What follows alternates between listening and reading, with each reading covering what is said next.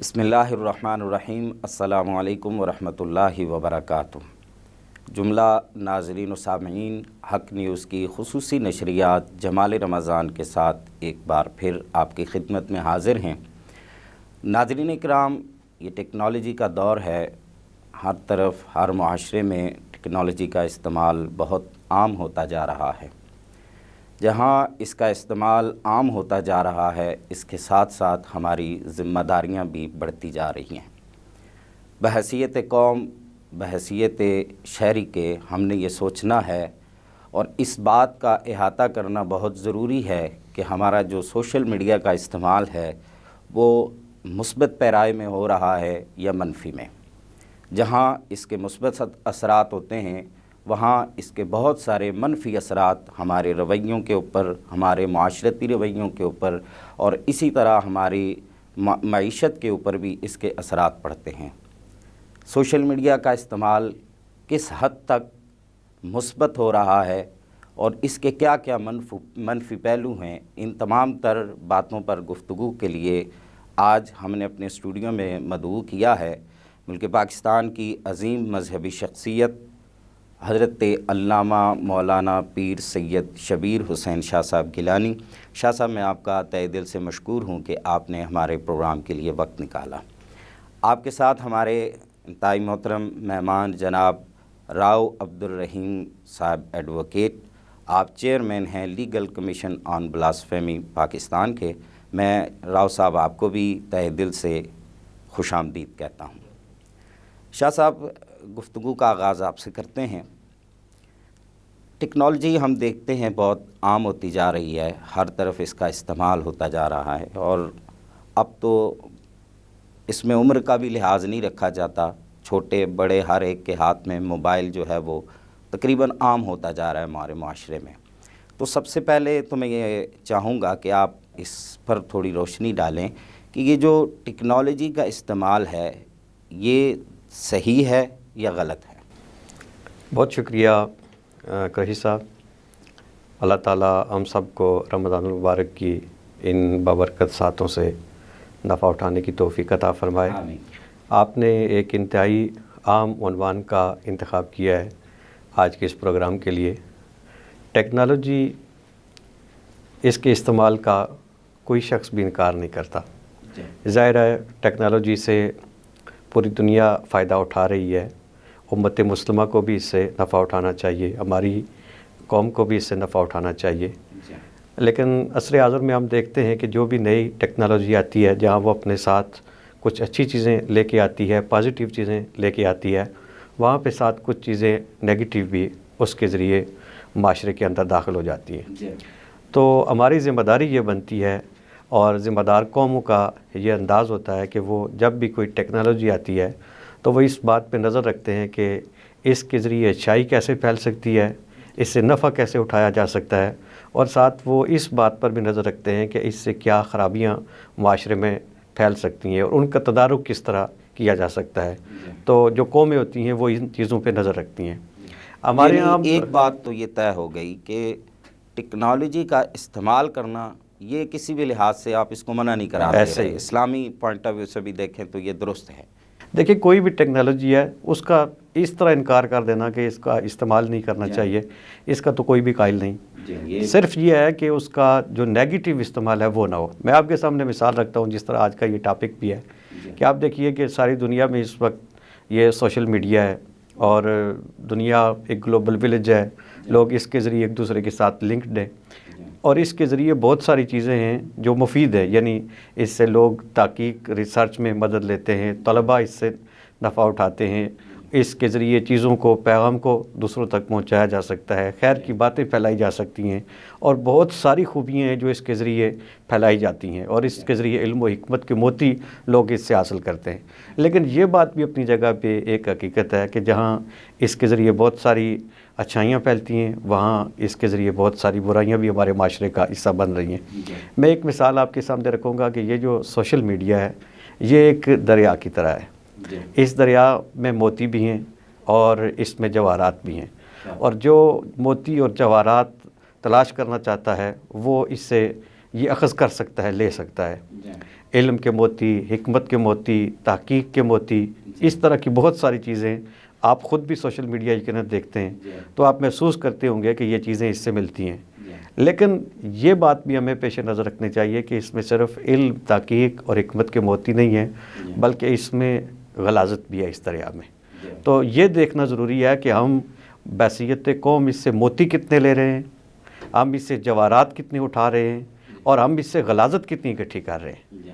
ہمارے لیے بدقسمتی یہ ہے کہ اس وقت بحیثیت قوم اگر ہم اپنی قوم کا جائزہ لیں، سوشل میڈیا کا استعمال دیکھیں، تو بہت شرمندگی کے ساتھ یہ بات کہنا پڑتی ہے کہ مجموعی طور پہ ہم اس سے نیگیٹیو چیزیں لے رہے ہیں، غلاظت ہی ہمارا حصہ بن رہی ہے.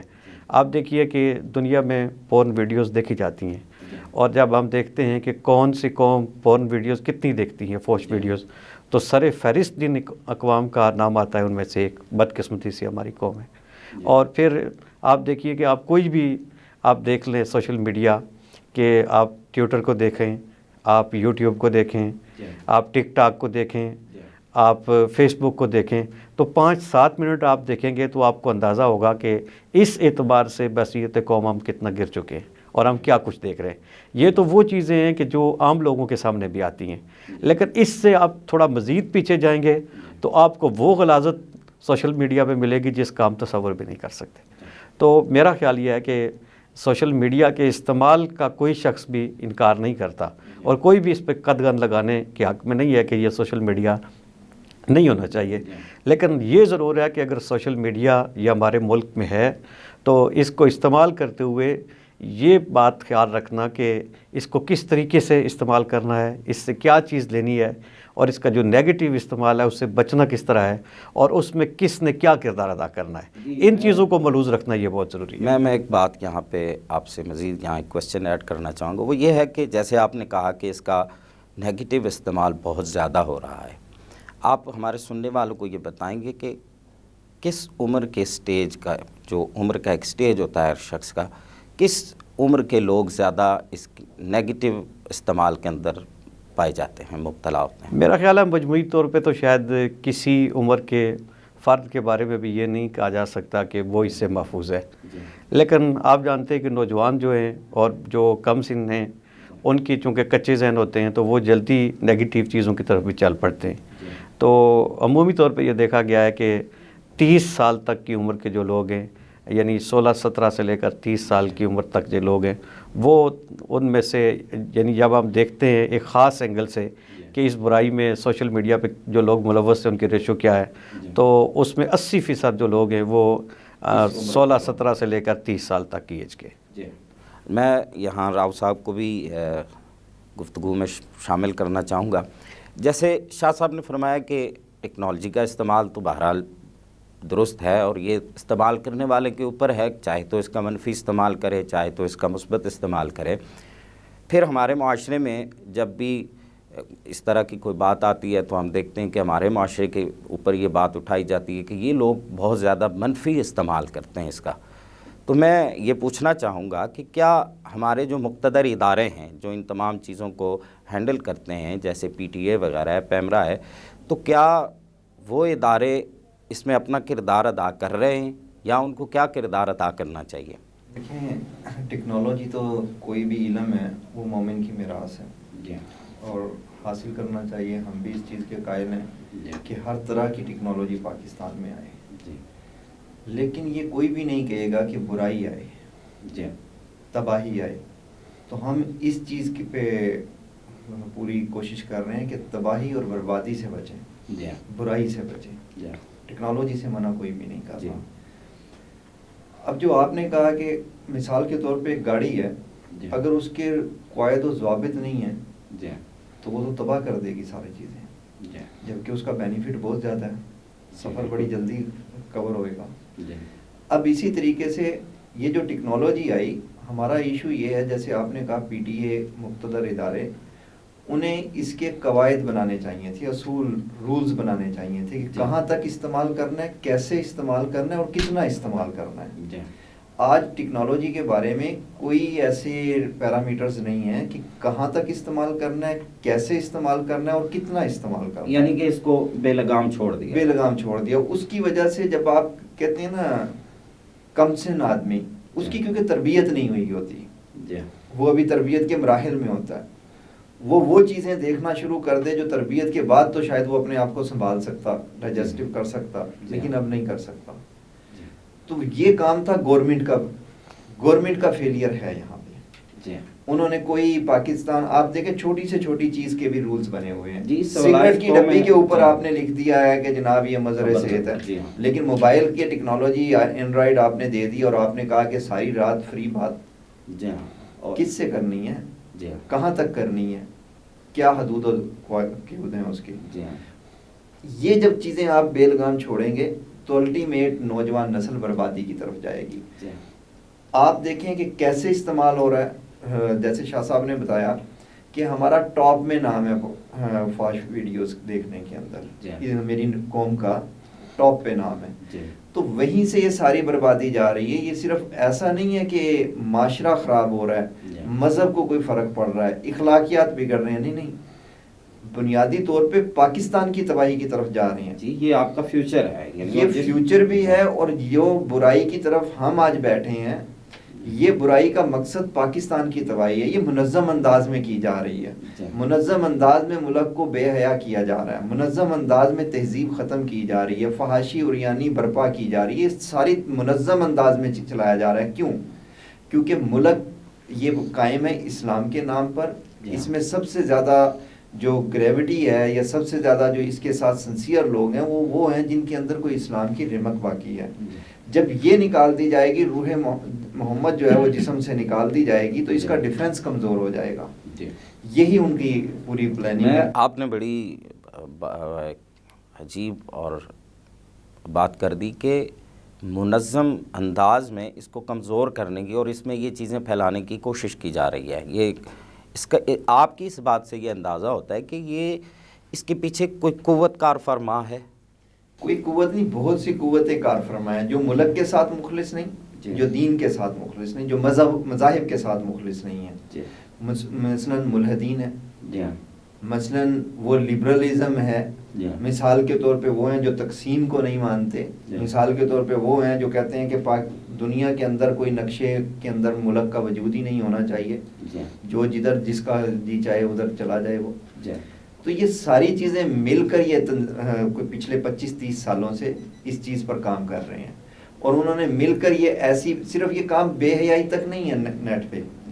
یہ جب اصول اور ضوابط نہیں ہوئے تو لوگ جو تھے وہ بے حیائی کی طرف گئے اور وہاں سے ان کو گھسیٹ کر ایک اور دلدل میں پہنچا دیا گیا جس کو بے حیائی کی بجائے اس کو توہین کہا جائے گا. میں ایک بات روک کے یہاں ایک کوشچن ایڈ کرنا چاہوں گا. وہ یہ ہے کہ جیسے آپ نے کہا کہ بے دین لوگ، ہم دیکھتے ہیں کہ ہمارے ہاں جو ٹیکنالوجی کا استعمال ہوتا ہے وہ زیادہ تر جو ہے وہ یورپ سے لانچ کی جاتی ہے، یورپ سے آتی ہے، یورپین کنٹریز سے آتی ہے یا امریکہ سے آتی ہے. ہم دیکھتے ہیں کہ وہ کنٹریز جو ہیں وہ بھی باقاعدہ ایک مذہب کو فالو کرنے والے لوگ ہیں. ان کی میجورٹی جو ہے امریکن جو ہیں وہ بھی ایک مذہب کو فالو کرتے ہیں. تو پھر کیا یہ کہنا کہ یہ فقط اسلام کے اگینسٹ ہے؟ کیونکہ شرم و حیا یا یہ جو باقی چیزیں ہیں یا ایک معاشرتی چے جائے کہ لوگوں کا عمل اس پہ نہیں ہے. بہرحال ان کا جو لٹریچر ہے اس کے اندر تو یہ چیزیں موجود ہیں. تو پھر اس کو آپ کیسے کہہ سکتے ہیں ہم کہ یہ فقط اسلام کے خلاف ایک سازش ہے؟ دیکھیے، ہم نے یہ نہیں کہا کہ صرف اسلام کے خلاف سازش ہے. میں تو یہ کہہ رہا ہوں کہ ملک کے خلاف سب سے پہلی سازش ہے. یہ ملک کو معاشی اور پرامن استحکام اس کا ختم کرنا چاہ رہے ہیں، بربادی کی طرف، لڑائی جھگڑے کی طرف، فساد کی طرف لے کے آ رہے ہیں، فساد فی الارض کی طرف لے کے جانا چاہ رہے ہیں. جو آپ نے جن ممالک کا ذکر کیا ان ممالک کے اندر اگرچہ ٹیکنالوجی بہت زیادہ ہے لیکن وہاں پر اصول اور ضوابط ہیں. وہاں ساری رات فری بات نہیں چلتی، وہاں ٹیکنالوجی کی اور ٹیکنالوجی سمجھا جاتا ہے. یہاں پر پاکستان کے اندر بدقسمتی سے ہر چیز کے لیے لائن لگی ہوئی ہے، صرف اس ٹیکنالوجی کو ہے وہ فری چھوڑ دیا گیا اور اس کے پیچھے مقاصد ہیں. ان کی ارننگ اس لیے ہو رہی ہے کہ وہ فری چھوڑیں اس کو. اگر وہ اس پر اصول اور ضوابط رکھیں تو شاید ان کی ارننگ نہ ہو. اور ویسے بھی ہم دیکھتے ہیں کہ جتنی بھی ہماری یہاں پہ بالخصوص اگر ہم اپنی موبائل کمپنیز جتنی بھی ہیں جو جیسے کہ بہت ساری کمپنیز یہاں کام کر رہی ہیں جو نیٹ ورکس کمپنیز ہیں، تو ان کے جو اکثر جو پیکیجز ہوتے ہیں، فری پیکیجز، یہ رات 12 کے بعد کے ہوتے ہیں، لیٹ نائٹ کے پیکیجز یہ فری دیتے ہیں اور تھوڑے سے پیسوں میں یہ فری پیکیج دے دیتے ہیں۔ تو جیسے آپ نے کہا کہ یہ لیٹ نائٹ ساری رات بات کرو، لیکن یہ ساری رات فری بات کا کیا ایشو ہے، اس کو سمجھیے تھوڑے سا۔ جی جی، پاکستان کا میجر پورشن جو ہے نا، اس کا ایک معاشرتی رے کے اندر وہ پابند ہیں، جی، اگر قانون کے اندر پابند نہیں ہے۔ ان کا ٹائمنگ ہے کہ وہ روٹین میں جلدی سو جاتے ہیں، 10-11 بجے تک سب سو جاتے ہیں۔ جی، تو اب 10-11 بجے جب آپ ایک نوجوان بچے کو جگانا چاہ رہے ہیں تو اس کے والدین تو سوئے ہوئے ہیں۔ یہ وہ مقصد تھا کہ وہ بے لگام اس کو کیا جائے۔ اس کو جن لوگوں کا ڈر ہے اسے یقین ہو کہ یہ خاموش ہیں، یہ سوئے ہوئے ہیں، یہ مجھے نہیں دیکھ رہے، اب میں برائی کی دلدل میں جاؤں۔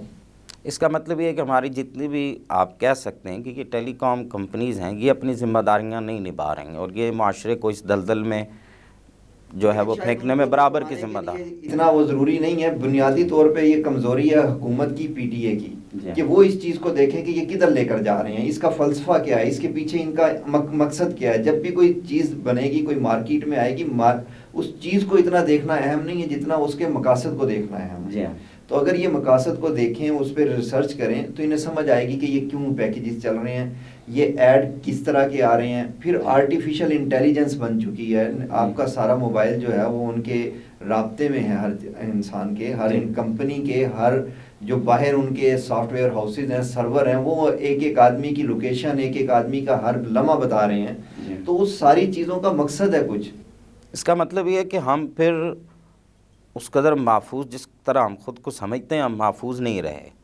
جی، اس میں کوئی شک نہیں کہ ہماری جو سائبر سیکیورٹی ہے وہ آپ کہہ سکتے ہیں کہ نہ ہونے کے برابر ہے، اور ہم دنیا سے اس میں کہہ سکتے ہیں کہ کئی اشرے پیچھے ہیں۔ اور جس وقت ہمارے ملک میں یہ سوشل میڈیا آیا تو اس وقت جو اقدامات کرنا ضروری تھے اس سے غفلت کی گئی، اور جن چیزوں کے لیے ان کمپنیز کو اس وقت پابند کرنا ضروری تھا وہ بھی اقدامات نہیں کیے گئے، اور جس کا نقصان یہ ہوا کہ اب یہ ایک اتنا بڑا طوفان بن چکا ہے، ایک ایسا سیلاب بن چکا ہے بے حیائی کا، بلاسفیمی کا، کہ جو ملک کے لیے ایک سنگین خطرہ ہے۔ یہ آپ نے بات اس میں ایڈ کر دی بلاسفیمی کی، یہ تو بہت سنگین قسم کی بات ہے اور اس پہ انشاءاللہ ہم بات کرتے ہیں۔ ناظرین کرام، یہاں وقت ہوا چاہتا ہے ایک بریک کا، ہمارے ساتھ رہیے گا۔ بریک کے بعد پھر آپ کی خدمت میں حاضر ہوں گے۔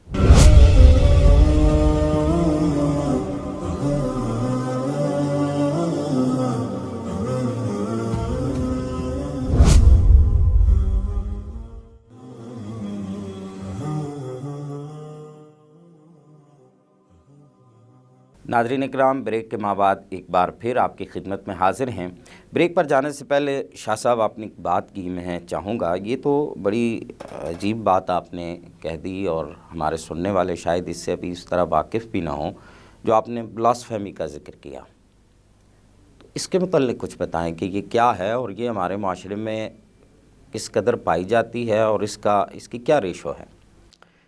قریشی صاحب، عام طور پہ جب ہمارے یہاں بلاسفیمی کا لفظ یوز کیا جاتا ہے تو لوگ یہ سمجھتے ہیں کہ کسی خطیب نے، کسی ذاکر نے، کسی عالم نے کوئی غیر معتاد جملہ کہہ دیا ہوگا، یا پاکستان میں کسی پسماندہ علاقے میں کسی کرسچن نے کوئی بات کہہ دی ہوگی، یا بیرون ملک یورپ میں کسی پادری نے کوئی ایسی حرکت کر دی ہوگی، تو عام طور پہ یہی سمجھا جاتا ہے۔ لیکن یہ بلاسفیمی جس کا تعلق سوشل میڈیا کے ساتھ ہے، جو پاکستان میں گزشتہ کئی اشروں کے ساتھ ایک منظم طریقے سے جاری ہے، یہ اس سے کئی ہزار گنا زیادہ سنگین ہے، اور اس کو بیان کرنا بھی یہ بہت مشکل ہے کہ انسانی جسم کے وہ اعضاء جن کا ہم نام بھی نہیں لیتے، ان اعضاء پر مقدس ترین ہستیوں کے اسماء گرامی لکھے جاتے ہیں، اور پھر بدکاری کی جاتی ہے، اس کی ویڈیوز بنتی ہیں، پکس بنتی ہیں، پھر اس کو ایک منظم انداز کے ساتھ مختلف جو اپلیکیشنز ہیں ان کے ذریعے مختلف ویب سائٹس پر مختلف گروپوں میں ان کو پھر آگے پھیلایا جاتا ہے، اور پھر نوجوان نسل کو اس دلدل میں گھسیٹا جاتا ہے، اور یہ سلسلہ بڑی تیزی کے ساتھ پھیل رہا ہے۔ یہ آپ اسلامی جمہوریہ پاکستان کی بات کر رہے ہیں؟ اس وقت اسلامی جمہوریہ پاکستان میں اس درجے کے جو بلاسفیمسٹ ہیں ان کی تعداد 4 لاکھ سے زائد ہے، اور ایسے URLs کہ جو اس طرح کی بلاسفیمی کے کنٹینٹس پر مشتمل ہیں ان کی تعداد 5 ملین سے زائد ہے. تو آپ اس سے اندازہ کر سکتے ہیں کہ ہمارا جو سوشل میڈیا ہے اس پہ غلاظت کتنی زیادہ ہے. سوشل میڈیا کے نیگیٹو استعمال سے یہ جو بے حیائی ہے وہ کتنی پھیلی ہے، اور پھر بے حیائی سے اگلی منزل کہ جس کا کوئی مسلمان تصور بھی نہیں کر سکتا. اور اس میں وہ بچے ان چیزوں میں ملوث ہوئے ہیں کہ جن کے جو والدین ہیں وہ نماز کے پابند ہیں، وہ نبی پاک صلی اللہ علیہ وسلم سے محبت کرنے والے ہیں، وہ رب کی توحید کا پرچار کرنے والے ہیں، اللہ کا ذکر کرنے والے ہیں. تو آباء و اجداد 5 وقت کے نمازی ہیں، قرآن کی تلاوت کرنے والے ہیں، اور انہی کی اولادیں ہیں جو اس دلدل میں دھنس گئیں اور غلاظت کے راستے پر چل رہی ہیں. میں راؤ صاحب سے کی طرف جانا چاہوں گا. راؤ صاحب، جیسے شاہ صاحب نے فرمایا کہ یہ تو ایک بڑی سنگین صورتحال ہے کہ اسلامی جمہوریہ پاکستان کے اندر 4 لاکھ سے زائد، یہ ایک اندازہ ہے کہ اتنے لوگ جو ہیں وہ اس جرم کے اندر ملوث ہیں. کیا والدین اپنی ذمہ داریاں نہیں نبھا رہے؟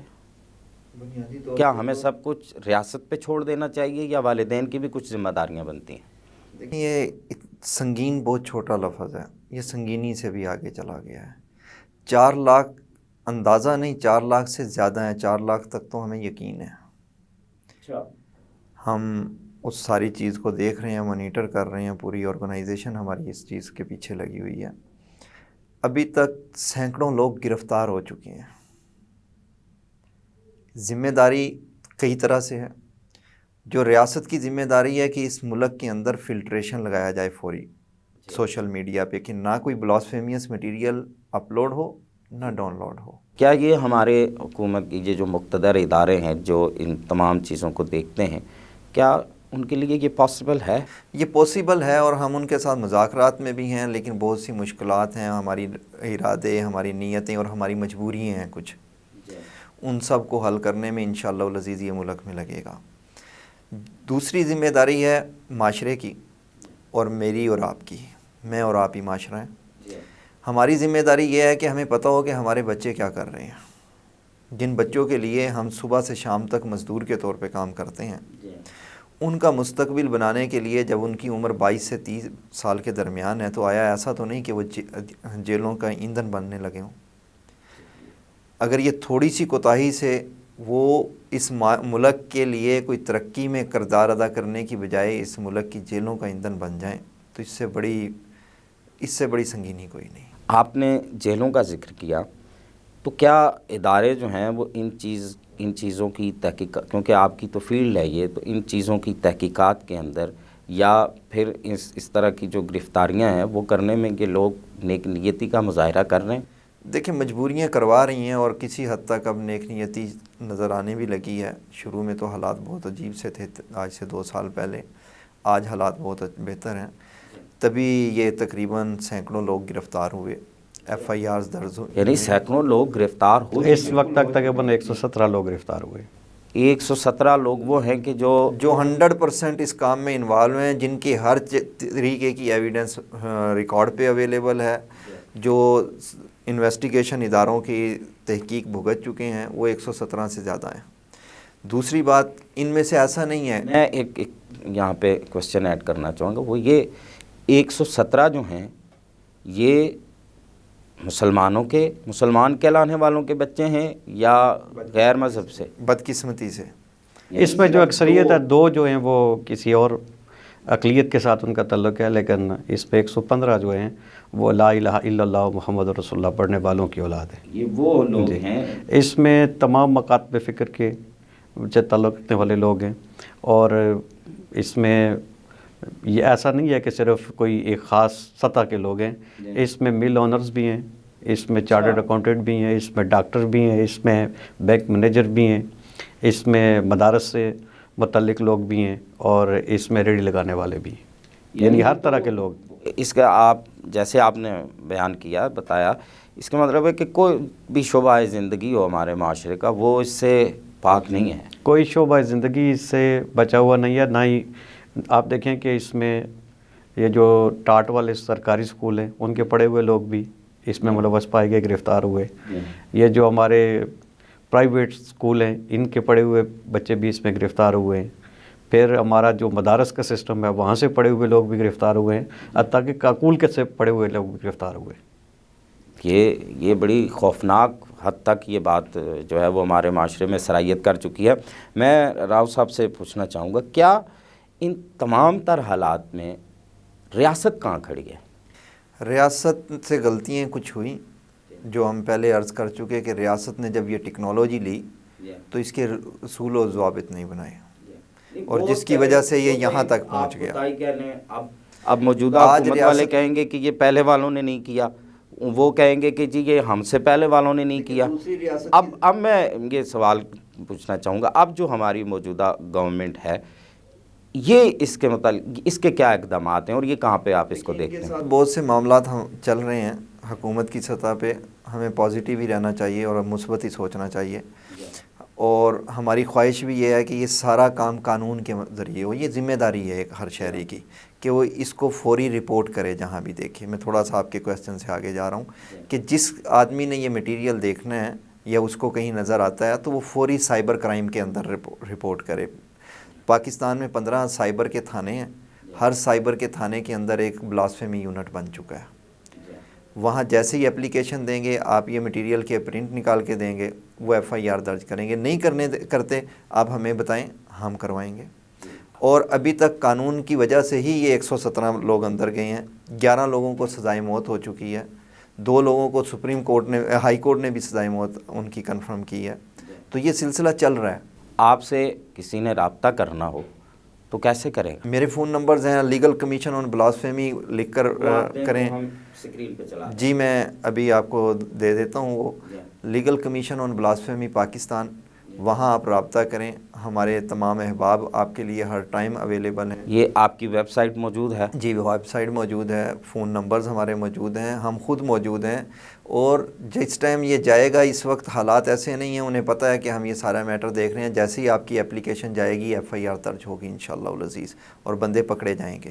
یہ تو ماشاءاللہ آپ نے بڑی اور ابھی خوبصورت بات تک کہی. یہ ایک خام خیالی ہمارے ہاں پیدا ہوئی ہے کہ شاید بلاسفیمی جو بھی کر رہا ہے یا نیٹ جو دیکھ رہا ہے وہ فلاں سافٹ ویئر استعمال کرے گا، فلاں سافٹ ویئر استعمال کرے گا، کسی کی پہنچ میں نہیں ہوگا.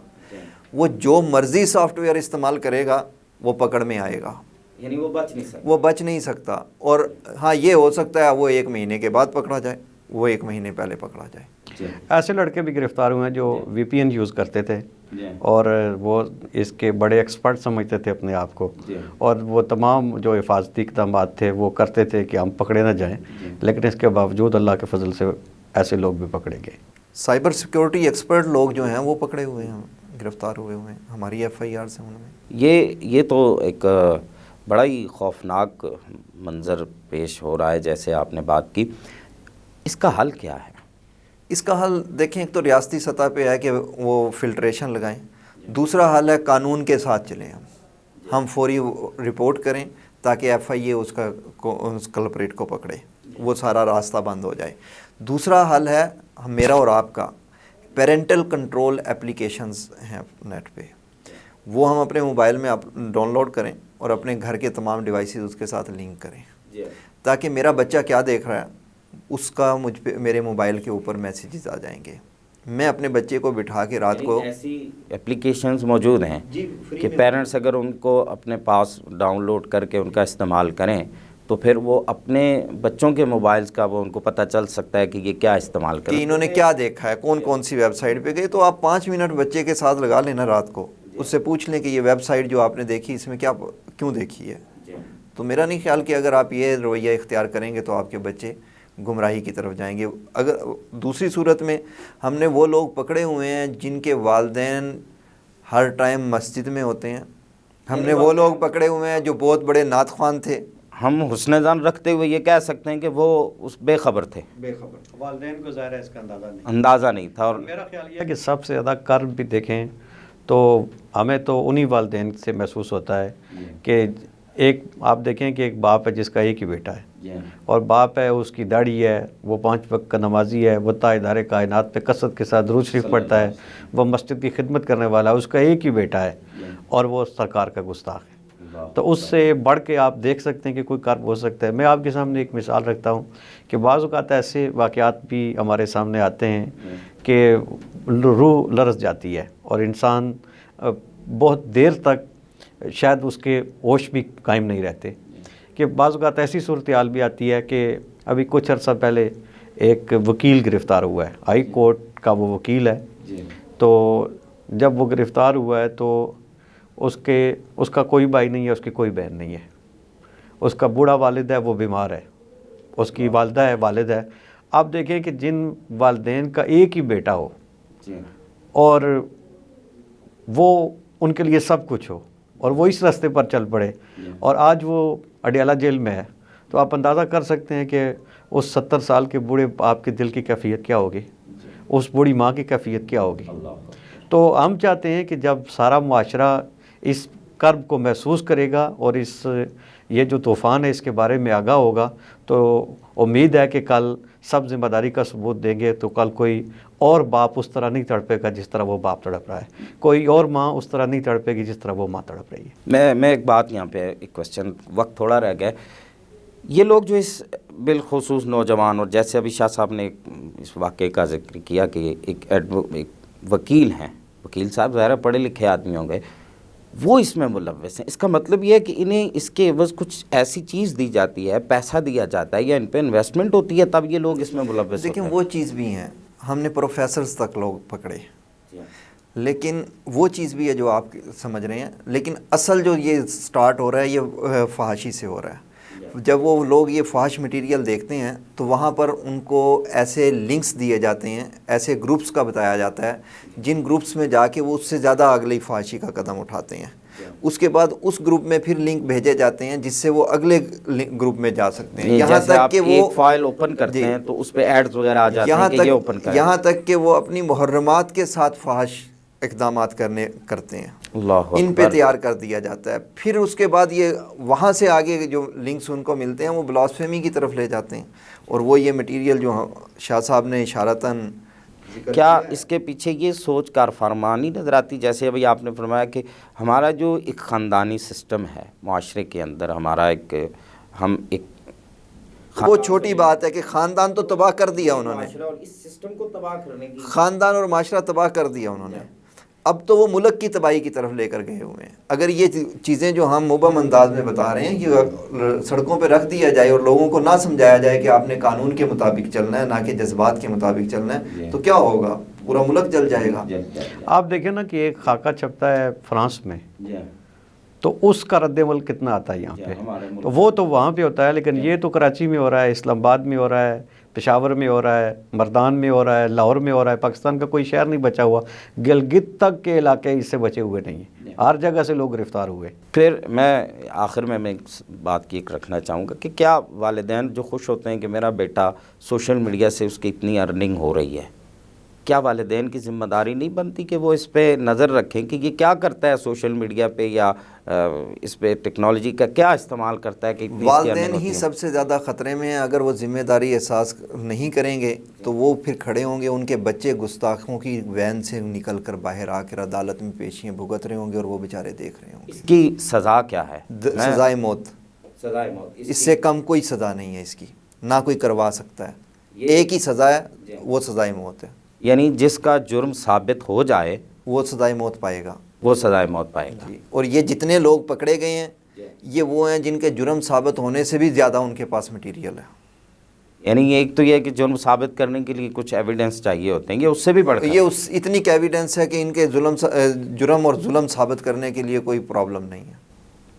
یہ ایک آپ دیکھیں، سادہ سی بات عرض کرتا ہوں کہ اس وقت تک 117 بندے جو گرفتار ہوئے ہیں ان میں سے 11 کو سزائے موت ہوئی ہے، 2 کی ہائی کورٹ سے بھی کنفرم ہوئی ہے.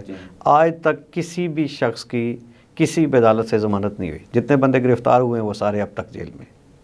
اور دوسرا یہ ہے کہ اس پہ بہت زیادہ احتیاط کی ضرورت ہے، بالخصوص والدین کو اس مسئلے پر پوری توجہ دینے کی ضرورت ہے.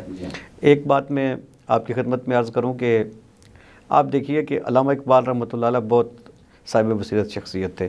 آپ نے آج سے تقریباً 1 صدی پہلے امت مسلمہ کو کچھ چیزوں کی طرف متوجہ کیا تھا، اور آپ نے اس وقت یہ بتایا تھا کہ یہ جو شر کی طاقتیں ہیں یہ مسلمانوں کا رشتہ تاجدار کائنات کی ذات سے توڑنا چاہتی ہیں، اور اس کے لیے یہ جو رستہ اختیار کر رہے ہیں وہ بے حیائی کا رستہ ہے۔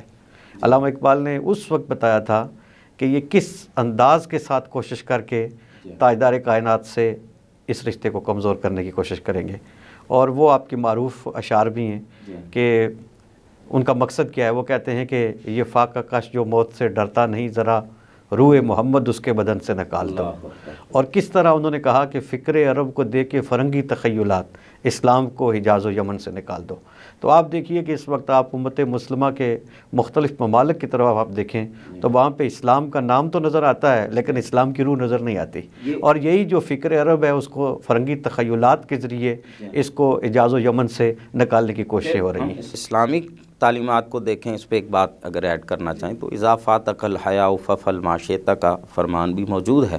اس کا مطلب یہ ہے کہ جب بندہ بے حیا ہو جاتا ہے تو پھر اس کے لیے کوئی لیمٹس نہیں رہتی، اس سے ہر چیز متوقع ہے۔ جی ہاں، اور پھر یہ بھی نہیں رہتی کہ فلاں بندہ کیا کر سکتا ہے اور کیا نہیں کر سکتا۔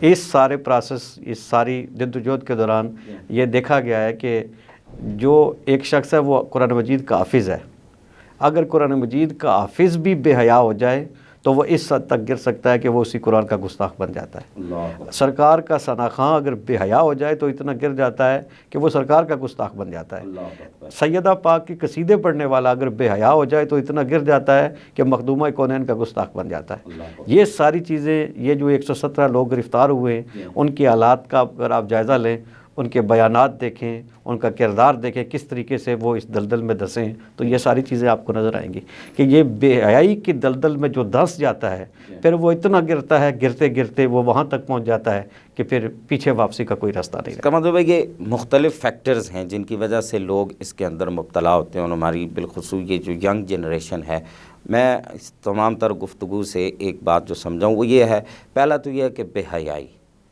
دوسرا ریاست کی جو ذمہ داریاں تھیں ان سے کوتاہی، غفلت، اور تیسرا جو والدین ہیں، والدین نے بھی بہت ساری کوتاہیاں کی ہیں۔ اور اگر معاشرے پہ بات کی جائے، معاشرہ تو چلیں بعد میں آتا ہے، پہلے گھر والے افراد جو والدین ہیں بالخصوص۔ قریشی صاحب یہاں پہ میں ایک بات کا اضافہ کروں گا، دیکھیں آج سے 30 سال پہلے، 25 سال پہلے تک کلچر مختلف تھا۔ اس وقت تک مثلا بچوں کو برائی سے روکنے کے لیے کہیں معاشرہ کردار ادا کرتا تھا، کچھ کردار پڑوسی ادا کرتے تھے، کچھ کردار برادری کے لوگ ادا کرتے تھے، کچھ ہمارا میڈیا ادا کرتا تھا، کچھ شاید ہماری سوسائٹی اور پھر ہمارے جو حکومتی ادارے وہ بھی ادا کرتے تھے، اور باقی کردار جو تھا وہ والدین کے ذمہ تھا۔ اسی طرح اسکول کالجز بھی اپنا کردار ادا کرتے تھے۔ لیکن اس وقت اگر والدین یہ سمجھیں گے کہ میرے بچے کو برائی سے بچانے کے لیے معاشرہ کردار ادا کرے گا تو یہ خام خیالی ہے۔ والدین اگر یہ سمجھیں کہ ہمارے بچے کو برائی سے بچانے کے لیے ہماری برادری کے لوگ یا ہمارے جو پڑوسی ہیں وہ کردار ادا کریں گے تو یہ خام خیالی ہے۔ وہ اگر یہ سمجھیں وہ کالج یونیورسٹی جائے گا تو وہاں سے یہ کردار ادا ہوگا، تو وہاں سے جا کے بھی آپ دیکھتے ہیں کہ اخلاقی طور پہ تو بچے اور خراب ہو جاتے ہیں۔ اس طرح میڈیا جو کچھ کر رہا ہے وہ بھی ہمارے سامنے ہے، ادارے جو کچھ کر رہے ہیں وہ بھی ہمارے سامنے ہے۔ تو اس وقت والدین کو ایک بات سمجھنے کی ضرورت ہے کہ اب آپ کے بچوں کو اگر آپ نے برائی سے بچانا ہے تو کسی اور کی طرف نہ دیکھیں، اب سارا کردار آپ نے خود ادا کرنا ہے۔ بڑی سیرحاصل گفتگو ہوئی اور بڑی انفارمیٹیو گفتگو ہوئی۔ میں اپنے دونوں مہمانوں کا ایک بار پھر تہ دل سے مشکور ہوں۔ میں راؤ صاحب کی خدمت میں عرض کروں گا 1 منٹ میں اگر آپ کو اپنا میسیج دینا چاہیں تو حضرت۔ صرف اپنے بچوں پہ نظر رکھیں اور ان اپلیکیشنز کو اپنے موبائل کا حصہ بنائیں تاکہ آپ کو پتہ چلے کہ ایک بار اس کا نام پھر سے ریپیٹ کریں۔ Parental control application social media پر پڑی ہوئی ہیں، ان کا ہم وہ جو لسٹ دیں گے اس میں بھی دیکھ لیں، ان کو اپنے موبائل کا حصہ بنائیں تاکہ آپ کے بچے اس معاشرے کے لیے پازیٹیو رول ادا کر سکیں، وہ اس معاشرے کی بہت مستقبل ہیں اس معاشرے کا۔ ایسا نہ ہو کہ وہ پازیٹیو رول ادا کرنے کی بجائے آپ کا سارا مستقبل جیل کی سلاخوں کے پیچھے چلا جائے۔ بڑی خوبصورت بات کی۔ شاہ صاحب آپ کوئی پیغام دینا چاہیں؟ آخری منٹ ہے۔ میرا خیال یہ ہے کہ یہ ایک ایسی جنگ ہے جس میں جب تک پورا معاشرہ اپنا کردار ادا نہیں کرے گا، پوری قوم کردار ادا نہیں کرے گی، اس میں کامیابی حاصل نہیں ہو سکتی۔ تو اس میں بجائے اس کے کہ ہم دوسروں کی طرف دیکھیں، حکومت کی طرف دیکھیں، اداروں کی طرف دیکھیں، ہر ایک کو اپنا کردار ادا کرنا ہوگا۔ اس میں حکومت کو اپنا کردار ادا کرنا ہوگا، پی ٹی اے کو اپنی ذمہ داری نبھانی ہوگی، F I A cyber crime کو اپنی ذمہ داری ادا کرنی ہوگی، منسٹری آف ریلیجیس افیئرس کو اپنا کردار ادا کرنا ہوگا، وزارت قانون کو اپنا کردار ادا کرنا ہوگا، کورٹس کو اپنا کردار ادا کرنا ہوگا، لائرز کو اپنی ذمہ داریاں نبھانی ہوگی، اور پھر اس سے نیچے آ کر علماء کو محراب و ممبر کے ذریعے اپنا کردار ادا کرنا ہوگا، ہمارے میڈیا کو آگاہی کے لیے اپنا کردار ادا کرنا ہوگا، اور پھر اس سے نیچے آ کے معاشرے کو اپنا کردار ادا کرنا ہوگا۔ اور پھر میں وہی بات کروں گا کہ سب سے جو بڑی ذمہ داری ہے وہ والدین کی ہے، کیونکہ سب سے زیادہ کرب جو ہے وہ بالآخر والدین کی ظاہر ہے ان تمام تر معاملات کو پھر والدین نے فیس کرنا ہے۔ ماشاءاللہ بڑی خوبصورت گفتگو کی ہمارے دونوں مہمانوں نے، اور بڑی معلومات ہمیں فراہم کی۔ بالخصوص والدین کو اس بات پہ سوچنا ہے کہ ہماری اولادیں کیا کر رہی ہیں، کہاں سے وہ ارننگ کرتے ہیں، کیسے وہ ارننگ کرتے ہیں، ان کے سورسز کیا ہیں۔ ان تمام باتوں کو آپ نے ان پر سوچنا ہے کہ اپنی اولادوں کو اس دلدل سے بچانا ہے۔ یہ ہماری معاشرتی ذمہ داری بھی ہے، ہماری اخلاقی اور مذہبی ذمہ داری بھی ہے۔ ہمارے اداروں کو بھی اپنا کردار ادا کرنا چاہیے، اگرچہ وہ نہیں کرتے ہیں، کرنا چاہیے۔ بہرحال یہ والدین کی، جیسے شاہ صاحب نے فرمایا، یہ بہت بڑی ذمہ داری ہے کہ آپ اپنے بچوں کے ہاتھ میں موبائل تو دے دیتے ہیں، لیکن آپ ان پہ نظر نہیں رکھتے کہ وہ موبائل کا استعمال کیسے کرتے ہیں، پھر وہ کل انہیں اس پریشانی اور اس دلدل کا سامنا کرنا پڑتا ہے۔ امید ہے کہ آج کے پروگرام سے بہت ساری باتیں ہمارے سننے والے سیکھیں گے۔ اسی کے ساتھ اجازت دیجیے، انشاءاللہ اگلے پروگرام میں پھر آپ کی خدمت میں حاضر ہوں گے۔ تب تک کے لیے اللہ حافظ۔